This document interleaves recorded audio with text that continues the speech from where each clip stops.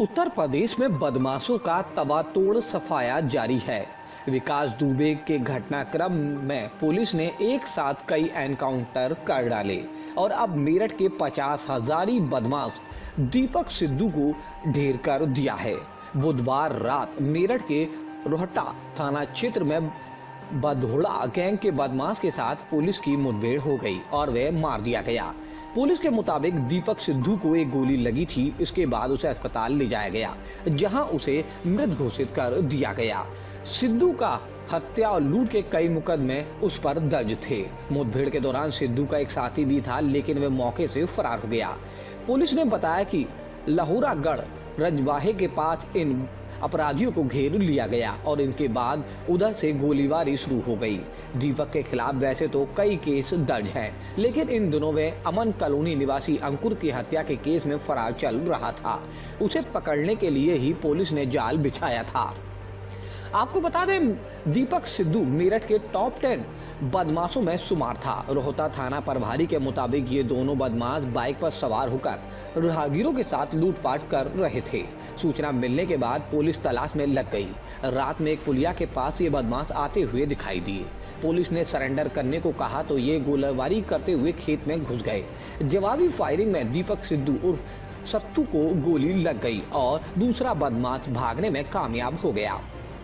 आपको बता दें कि पिछले 3 साल और 4 महीने में 6,238 एनकाउंटर उत्तर प्रदेश पुलिस कर चुकी है। इनमें से कुल 123 कथित अपराधी ढेर भी हुए हैं। हाल ही में विकास दुबे एनकाउंटर भी इस लिस्ट में शामिल है। 10 जुलाई को कानपुर के पास एक एनकाउंटर में विकास दुबे को मार गिराया गया था, जब वह पुलिस की पिस्टल लेकर भागने की कोशिश कर रहा था। विकास दुबे के ऊपर 5 लाख रुपए का इनाम भी घोषित था। कुल 2,296 कथित अपराधी एनकाउंटर में घायल हुए, जिन्हें जिंदा पकड़ा गया। इसके अलावा 13,381 क्रिमिनल ऐसे हैं जिन्हें बिना किसी क्रॉस फायरिंग में पकड़ा गया है। यूपी पुलिस के एनकाउंटर में 13 पुलिसकर्मी शहीद हो गए, जबकि 909 घायल हुए हैं। हालांकि इनमें से सबसे ज्यादा सुर्खियों में विकास दुबे एनकाउंटर ही रहा। इस केस में पुलिस विभाग पर भी सवाल खड़े हुए थे। लिस्ट में शामिल था ये अपराधी, क्या ढेर हो गया? एक शाम को सूचना प्राप्त हुई थी, देर रात में एक लूट की घटना हुई थी। उसके बाद सारी पुलिस टीमें पहले से ही लॉकडाउन में क्षेत्र में लगी हुई थी। इस सूचना के बाद एक लूट हुई थी रोहटा थाना क्षेत्र और सरूरपुर में देहात की पुलिस टीम सभी अधिकारी थे। सरूरपुर घटना के बाद पुलिस टीम लगी हुई थी। उस सूचना पर पुलिस टीम पहुंची और एक बाइक पर 2 अपराधी थे, इन्होंने पुलिस पर फायरिंग की। काउंटर फायर हुआ, जिसमें एक को गोली लगी और दूसरा अपराधी जो है वहाँ से भागा। इसको और हमारे एक सब इंस्पेक्टर को भी इस दौरान गोली लगी।